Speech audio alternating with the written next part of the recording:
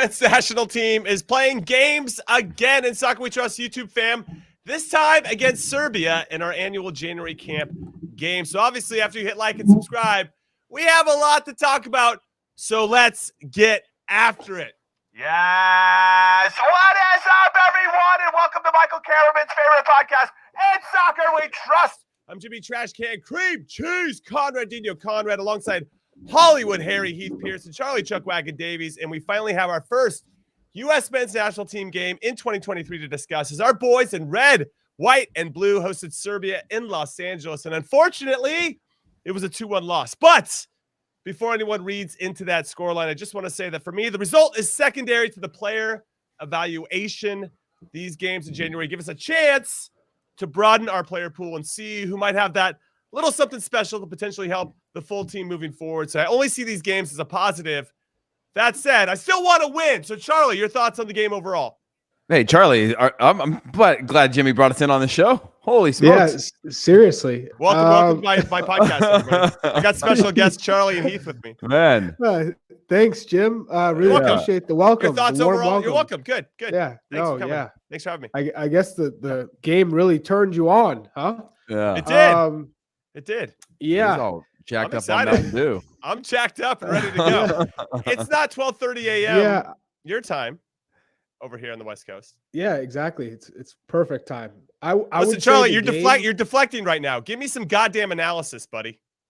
Yeah, the game was rough, buddy. Exactly what I expected from a January camp that was organized literally, 4 days before they played their first game. They weren't in a good rhythm. The chemistry was off. I thought some players lacked just sharpness for sure. Mm-hmm. In terms of players that stood out, Cade Cowell, of course, just because he's so athletic and he has that burst of pace. But you could still tell in tight spaces, sometimes he lacked the right touches, and then his delivery wasn't always, for the most part, wasn't on point. I thought Jonathan Gomez looked a little nervous if I had to assess his performance, and I was interested to see what that would look like.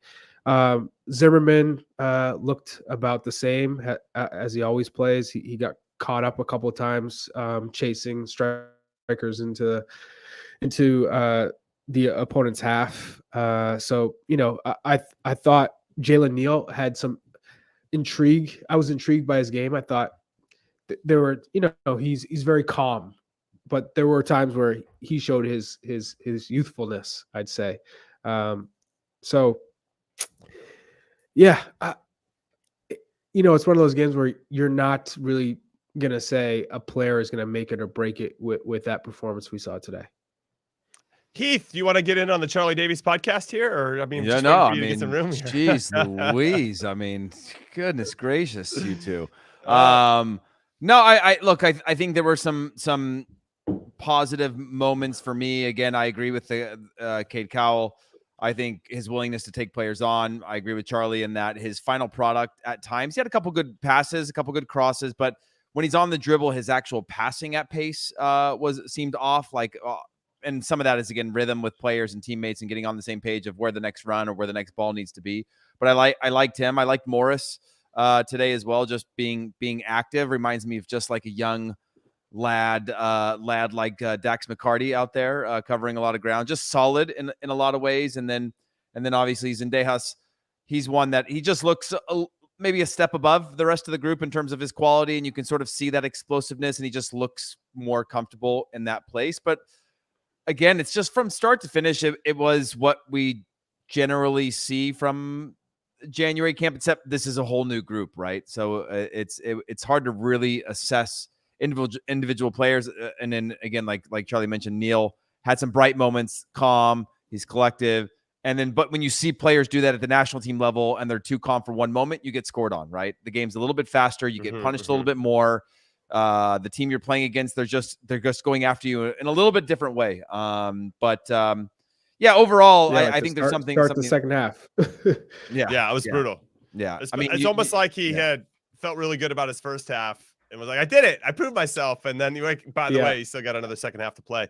I got 2 points to add to this. One, these feel like those games where, do you remember when we had an opportunity to play against a college team? And that college team, it's like a little friendly or whatever, but they were coming at you 100 miles an hour. They had everything to prove, and you basically had everything to lose. If you play poorly against a college team, you play poorly in this game for the national team. Jim, I'm just saying. Jimmy's about to tell us that he scored against a college team too. I scored against Hammerby. I scored against Hammerby, and then I scored against UC Santa Barbara in a game, and then Chico State. You're not even absorbing my point right now, Chuck. Listen, what I'm saying is it can get used against you. If you don't perform well in this game, why the hell would we ever call you in for a real one that matters in the Nations League, Gold Cup, World Cup qualifying, Copa America, we just wouldn't. You're like, well, we couldn't do it against a U20 Serbia team, so why the hell are we going to, push, actually give you a chance with the full team? I just feel like there's risk reward to playing in these games. And so that's one point. The second thing is, in the short period of time that you mentioned in terms of the run up to this game, it's really easy, or easier, I should say, to get organized on the defensive side of the ball, because more often than not, you just get numbers behind it. You can figure it out from there. It's a lot harder to find that timing and the rhythm that you need to establish the runs and getting to understand, where does Zendejas like to pick up the ball? Where does Cade Cowell, who I thought actually did a pretty good job of finding it and then being dangerous consistently, running at people, but where does he like to pick it up? And I thought we got him in good spots to make that happen more often than not. I thought Zendejas was a little bit invisible in the first half, and I don't think it was his fault. I think the tactics were off, where we were pushing up Gressel and Gomez so high that our wingers had nowhere to go, because Pomicol and Senora were also up a little bit higher. So the ball goes wide, and they're like, where do I run? Where am I supposed to go? And I thought that kind of squeezed them out of the play in a really meaningful way.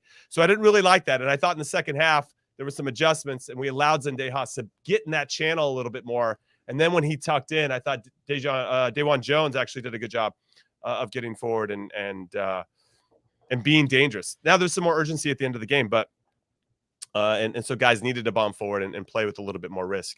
Overall, yeah, those are the kind of the things that jumped out at me in particular. And by the way, Jimmy, for me, some of the assessment that I was trying to make of players wasn't in like, okay, Brandon Vasquez was the only one where I was like, score a goal and I'm happy. Everything else, like we'll figure out, because we've seen him score a ton of goals at the club level, right? And we see that he's a big physical body in there. I was like, I want to see him score goals under pressure. Scored a fantastic goal. But everybody else was more of like watching confidence, body language, willingness to try things. It wasn't so much the execution. Intention, right? Intention. Yeah. So when I think about Aiden Morris, he made a lot of mistakes within the game. Doesn't have a lot of pace, but he wanted the ball all the time. He wanted it in tight spaces. He wanted it in areas that I think I at least was positive about, because it's really easy in these games, especially when the rhythm and the timing is off in the buildup, to hide and not want the ball and go and get it where it's a lot easier, which is further up the field or with, when you're facing the field as opposed with your back to the field. And so there was little things like that were off, but still my judgment was more on the willingness to go after those types of things. It was still pretty average all around.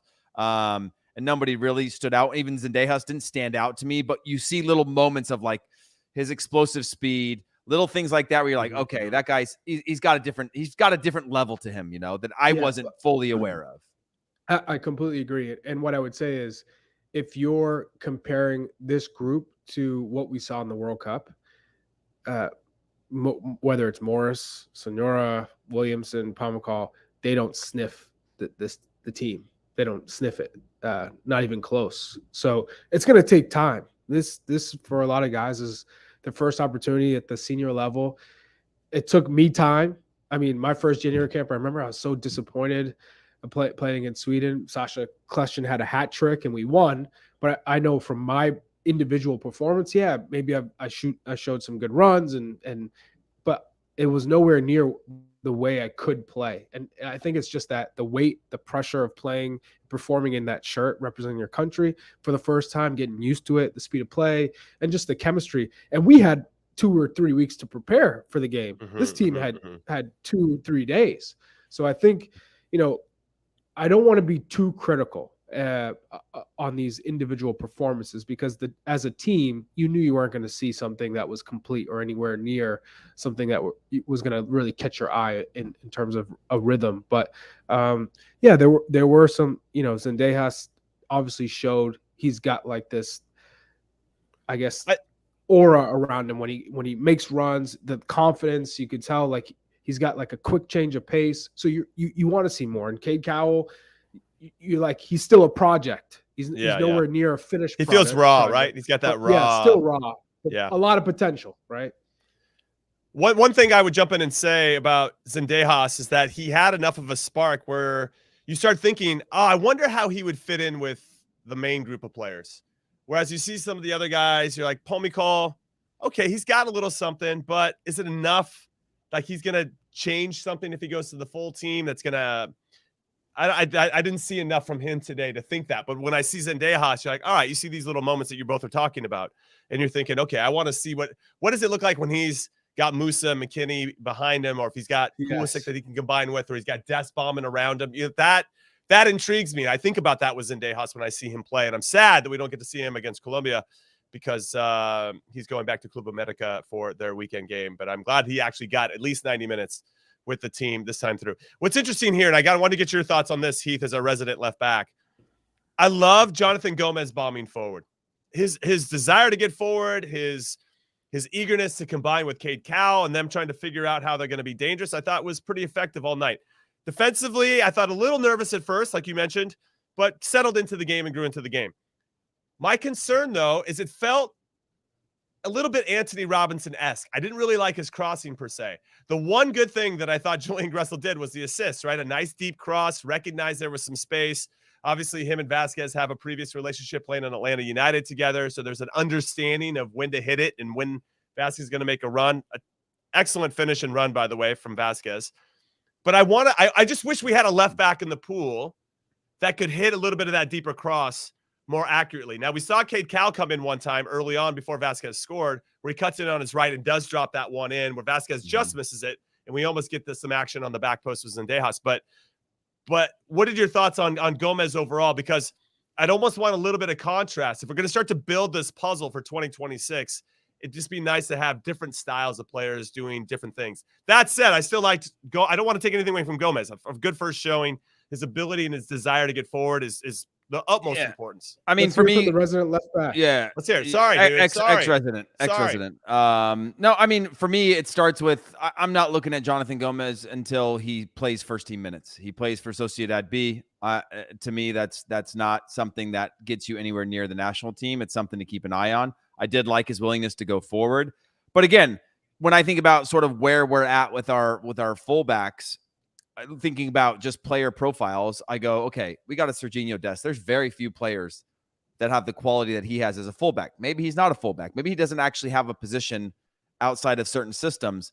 But in terms of his ability to have a final ball, his ability to run at players, beat players, combine, very few players have that skill quality as just players in general. And then on the other side, you have a serviceable Jedi Robinson who's got the legs, he's got the pace, he can cover ground, fundamentally sound, solid in most areas, but isn't necessarily if you're doing a team talk and you're playing against him, you're not saying you're trying to slow him down and keep him from going forward by neutralizing him, but you're not worried that he's got, like, if he gets into a spot like a Serginho Dest, that if you give him two, one of them is going to be on a dime, right? And so when I think about that and in terms of going to the next level, I would love to see a Gomez or something be able to develop their game to have a little bit more either lockdown defense or be able to be something unbelievable. And maybe I'm asking for too much from anybody at this point, but just thinking about that, more of a complete fullback type of profile that I think we're still a ways away from. And Robinson has really gotten there because he's improving the offensive side of his game, and we know he does an honest job defensively. No, that's good insight. How about you, resident number 9, Charlie Davies? Your thoughts on Brandon Vasquez? And then when Matthew Hoppe came in, I know it was tough at that point. The game was a little bit sloppier just because there was more urgency for us to get forward, and Serbia was just sitting back. But your thoughts on Brandon Vasquez? Well, Brandon Vasquez had a fantastic finish. Just across his body, snapping the head to the far post. That's not an easy finish.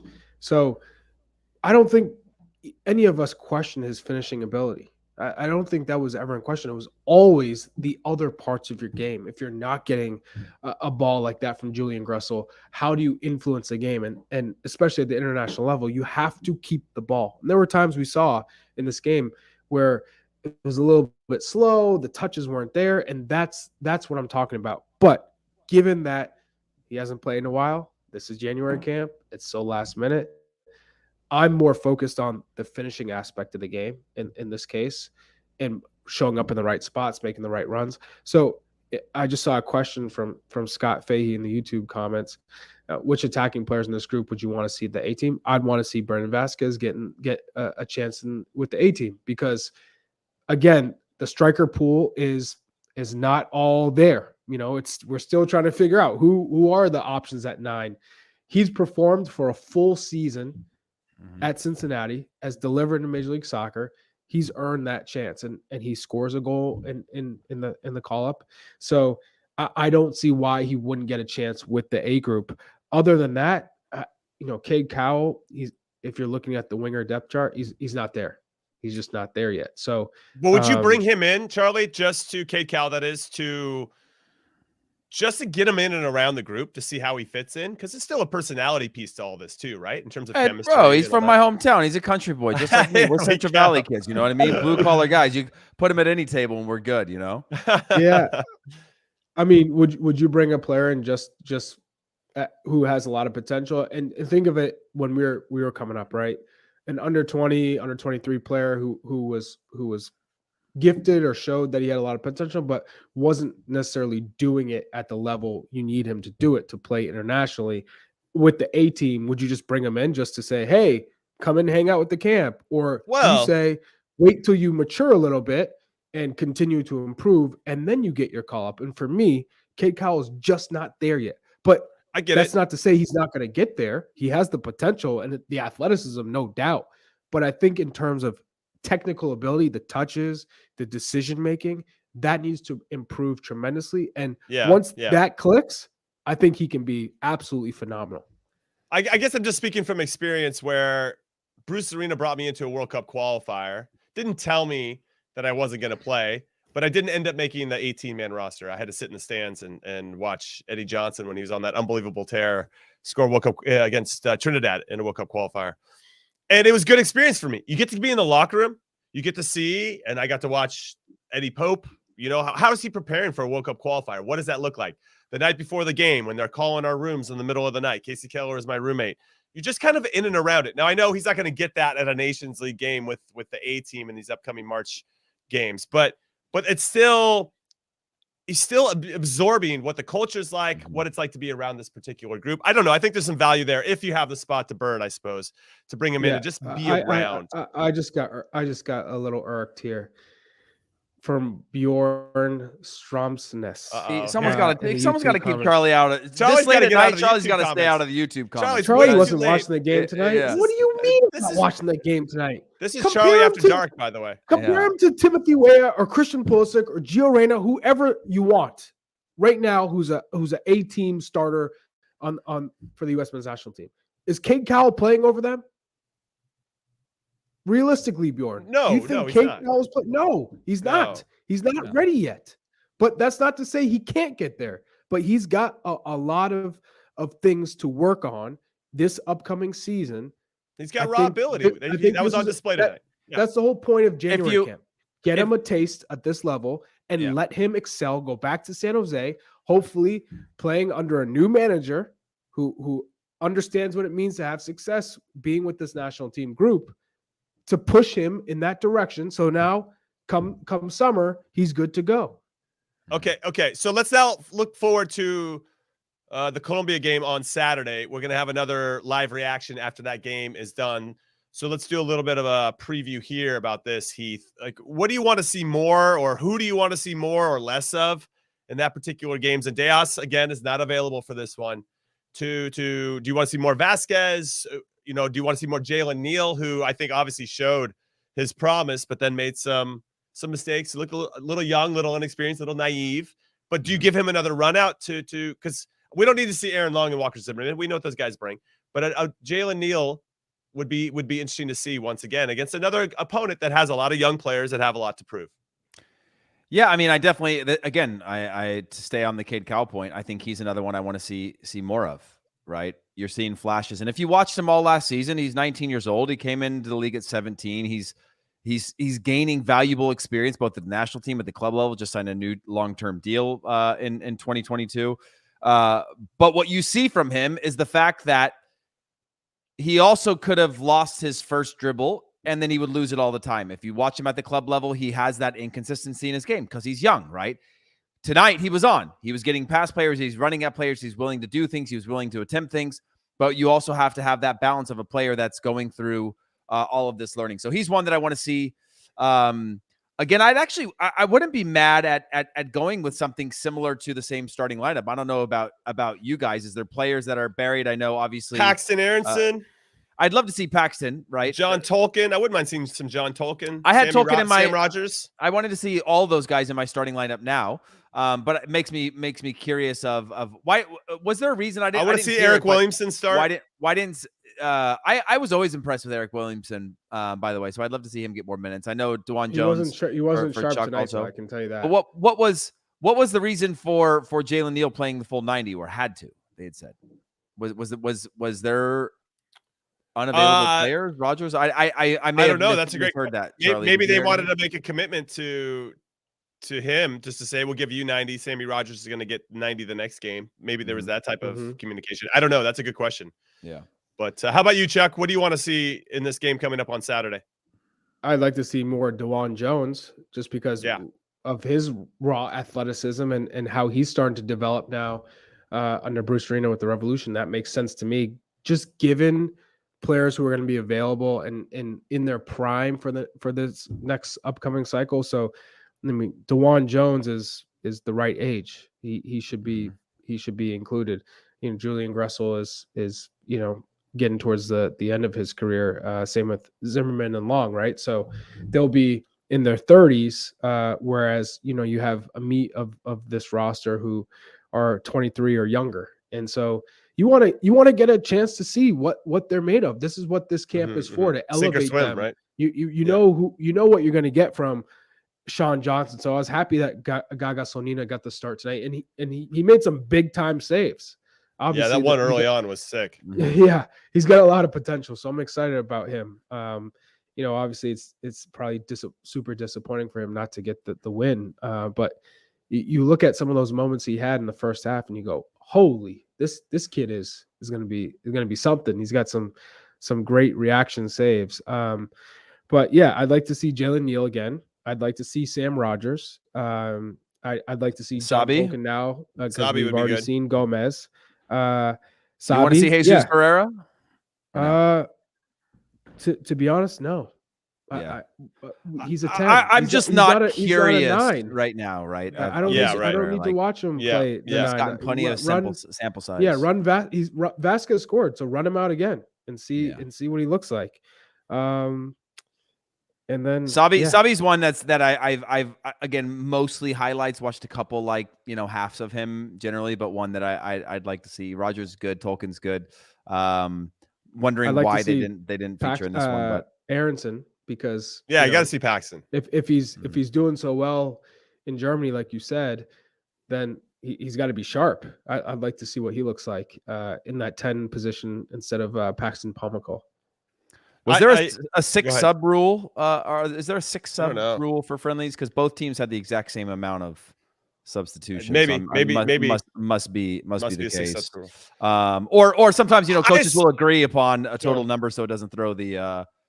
I assume that there was some type of plan for some of these guys. It would be really interesting though if Jesus Ferreira got called in and then didn't play. So I expect him to play in some capacity against Colombia. Speaking of them, very quick, they've called in 6 MLS players for this game. Los Cafeteros. They have 2 strikers from MLS, Cucho Hernandez from the Crew and Christian Arango from LAFC. They also have 2 attacking midfielders, New England's Dylan Barrero and Portland's Santiago Moreno, and plus 2 defenders, New York's Andres Reyes and Portland's Juan Mosquera. This is going to be, I think, a pretty good game, and I'm looking forward to seeing how they perform. I mean, Cucho and Arango alone are talented guys that are going to work. It's just a matter of whether how And fit they Arango's are. on. Are they into Arango's it? yeah, it's definitely. It's like how interested are these guys going to be in going Well, after it? Arango probably needs a move. So there's interest in him in the league as well as probably interleague, and so it could be a time for the season he had to do something with the national team, because we know that even though it's a January camp for them as well, it can have a little bit of that last little push for a team to either make a big offer or a club to make that big swing. Just being like, that's the thing that takes him over the edge. So. Okay, and then as our resident Revs know-it-all, Chuck, Nerd. tell us a little bit about Dylan Borrero. What can we expect from him? Things in midfield. He's quick. He's got a big wiry frame, but he's aggressive on the dribble.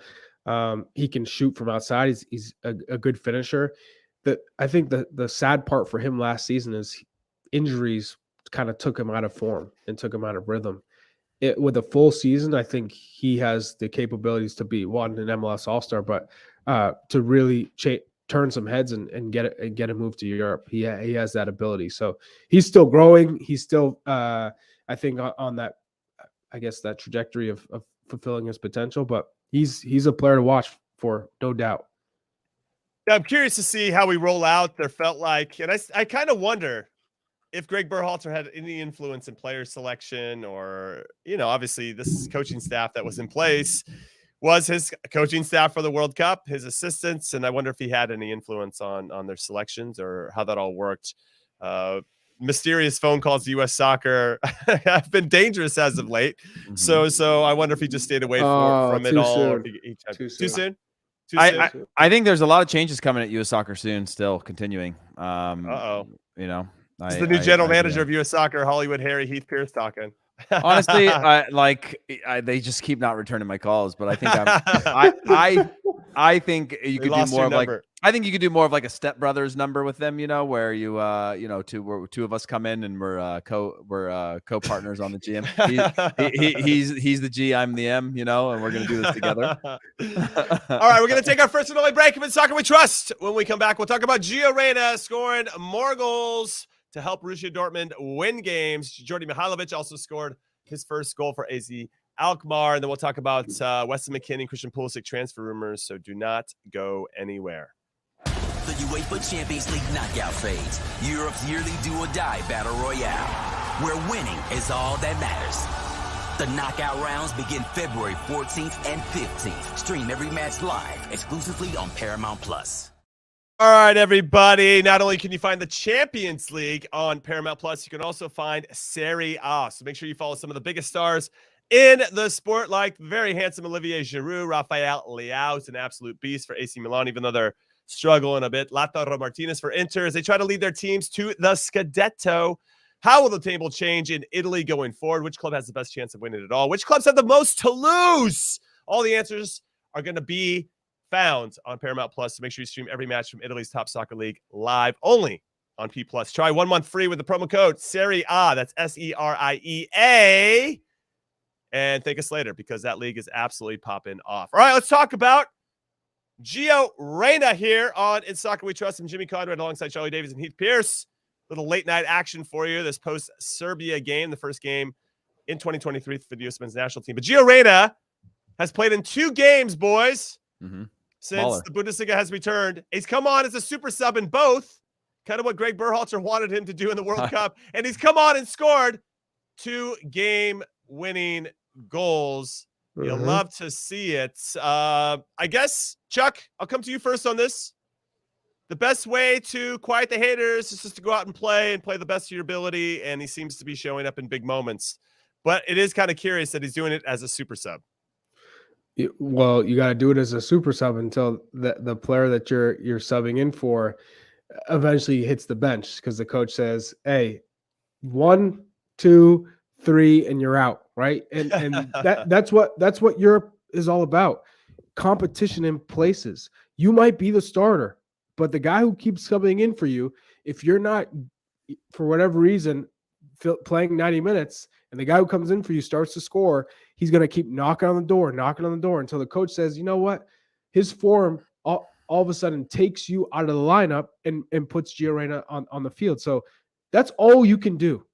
As Gio Reyna is hey, with the minutes I'm going to get, I'm going to make the most of it. So I'm happy for him that he's just pushing. And if you got to use what happened in the World Cup as motivation, forget what happened with your parents, but just the fact that you didn't play and you're hoping to play more and that didn't happen. Come out and just say, you know what? Well, when it comes to the US in 2026, I am going to be starting. And the only way I can do that is if I start taking care of business and delivering results every time I play. So and let's not go. celebrating that way. That you know. Hey, Go ahead, keep celebrate. If you're gonna celebrate that way, I don't care. If you score goals, celebrate the way hell you want. Nah, because But you that's gotta bringing keep it all scoring. back to life again. He's playing games, man. He's playing games. Hey, you Yeah. can play as many games you want, but we all know if you deliver, as long as you deliver, it's okay. Yeah. That's it, right? All right. Now, Any thoughts, it'll Heath? be interesting when he gets called up again. Yeah, well, that's and when something that different. happens, Yeah, what that looks like. What's the dynamic with the other players, right? Because right. you could easily have this be a Karim Benzema situation where my man's scoring at Real Madrid, winning Champions League, and not getting called up to the French national team just because of the confrontation it would cause with him just being in that camp, how players are uncomfortable and yada, yada. So let's not put that out of the picture, right? Because that's always a possibility. If a player doesn't change their mentality and is all about themselves and doesn't try to incorporate and be inclusive, it's so easy that a manager comes in. Let's say Jose Mourinho. Let's just say that happens. Jose gives him a chance and you can see that the whole team is not gelling. You could see your ass outside. That's it. So I think, yeah, you use it as motivation. You can do all the things you want. But when you get called back in, it's, hey, you guys are family. Like I messed up. I was still like thinking like a youth, right? And now this is part of that maturation process. Heath, eye roll. I think people listening, there was a nice eye roll there from Heath. I think that Gio on the field is doing exactly what he should be doing, which is letting his game talk for him. Now, I wouldn't get caught up in these celebration things because he knows exactly what he's doing and he's taking shots at people that are not going to let something go away that he should be wanting to let go away because it's going to follow him for the rest of his career if he doesn't. But what I will say is that what he is doing on the field, the time that he is taking on the field, the performances that he is having, and the limited role that he has with the attitude he's showing on the field is the right way to go about it. And he's getting it done, and he's building his confidence, and we're seeing the player that we all loved and saw the potential, which we've all at different times, or at least I think we have, said that he could be the top player for the U.S., right? Yunus Musa in that conversation as well. But a player that you're like, man, he might have the highest ceiling. He might be the one, that could take over games. He could be our big superstar. Well, guess what? You're not going to get a superstar without an ego. You're not going to get a superstar that doesn't believe that they can do things that we've seen him do. And he's showing that on the field right now. I would just leave as a young guy who I know has apologized to the team and they tried to move on from it and whatever. He's got an opportunity now to become whatever type of teammate, player, man he wants to be. And what happens in these moments, like Charlie said, could and may define him as a player, no matter how high he goes. And I think there's smart ways to go about it. There's smart ways that we've all done it in our careers where it's a little tip of the hat to the people that you think screwed you, the people that you think held you back, or the people that you think didn't do right by you. We've all had probably multiple managers you feel that about, or teammates. And there are times and places where you get that shot back. But I think he's got a great opportunity now in the form that he's in to help all of us move past this. Okay, well, he wasn't the only one that scored in Europe. It also, Jordi Mihailovic scored for Azad Alkmaar. That was his first goal. And I think it would be absolutely hilarious. Not really probably for one player in particular, Ricardo Pepi, but if Mihailovic says, guess what? I can go to the Eredivisie and score goals. And look, I got a call in because I changed leagues and I'm challenging myself and I found myself in a good situation. Ricardo Pepi does the same thing and doesn't get called in. That would really just set him on fire, I'm sure. But I just want to throw that out there. Shouldn't have hung up on the coach. Yes, that's probably shouldn't have hung up on him.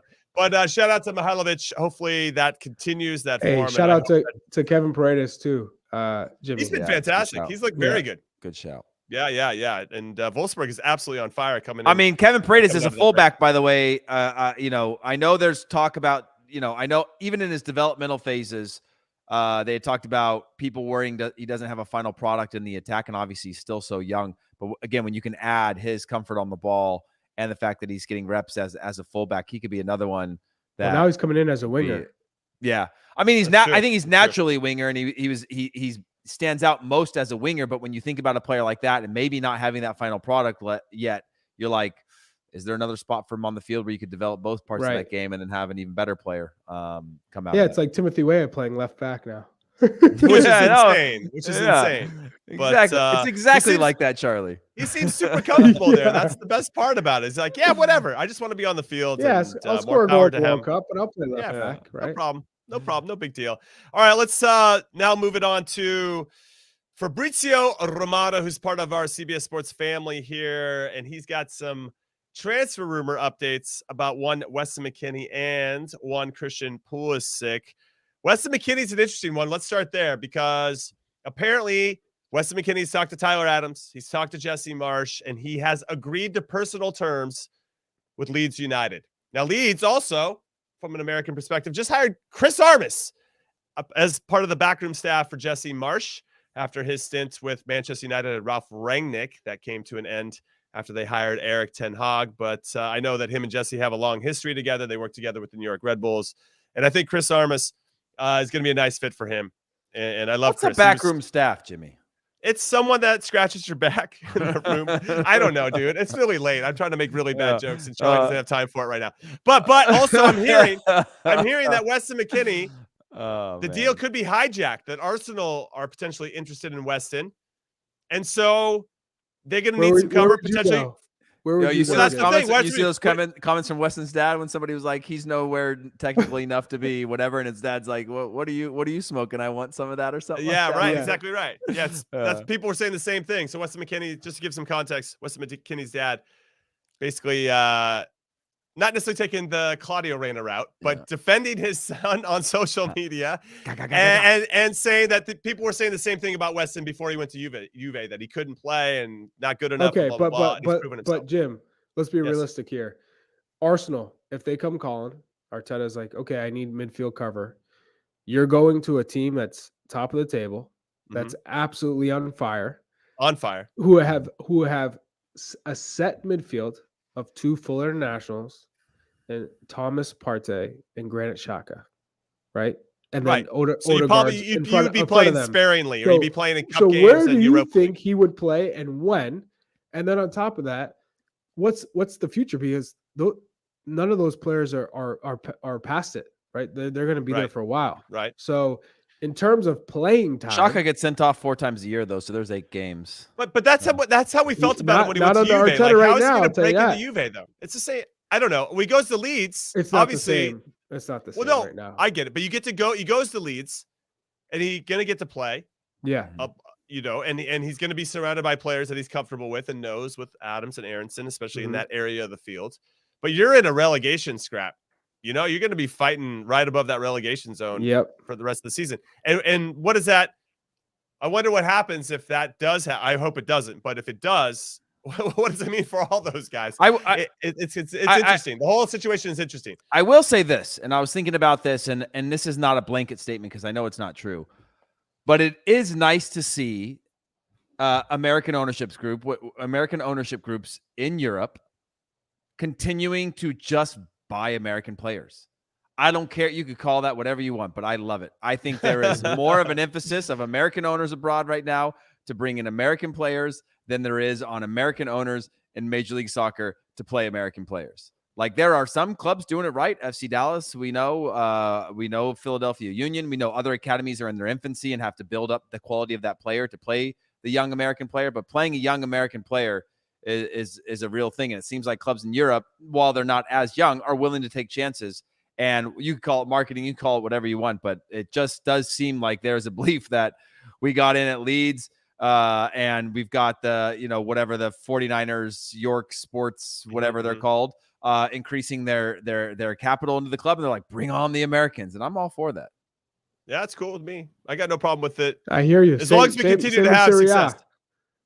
Yeah. Same in Serie A. Let's keep it going. Let's keep it going. All right, let's now then talking about Serie A. Let's talk about Christian Pulisic because apparently there's rumors about him going to AC Milan, and obviously it's complicated by his current injury, and maybe just their injury concerns with him overall. We obviously spoke about Serginho Dest and them not wanting to extend the loan or making that loan move permanent. We'll see how that plays out moving forward because they could still get him on loan again next season if that's the direction they want to. There's plenty of options to work around that, but obviously not a great sign if they don't want to make the loan move permanent.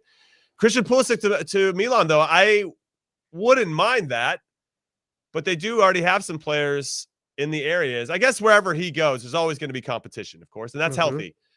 But you just want a coach at some point to trust him and just give him a good run of games. And it just seems like every time a coach does do that in recent times, he gets hurt, Chuck. Yeah, I mean, I think once Christian. he overcomes the injuries, then it's about finding the right spot. Because even when he wasn't injured, he was still getting rotated at Chelsea.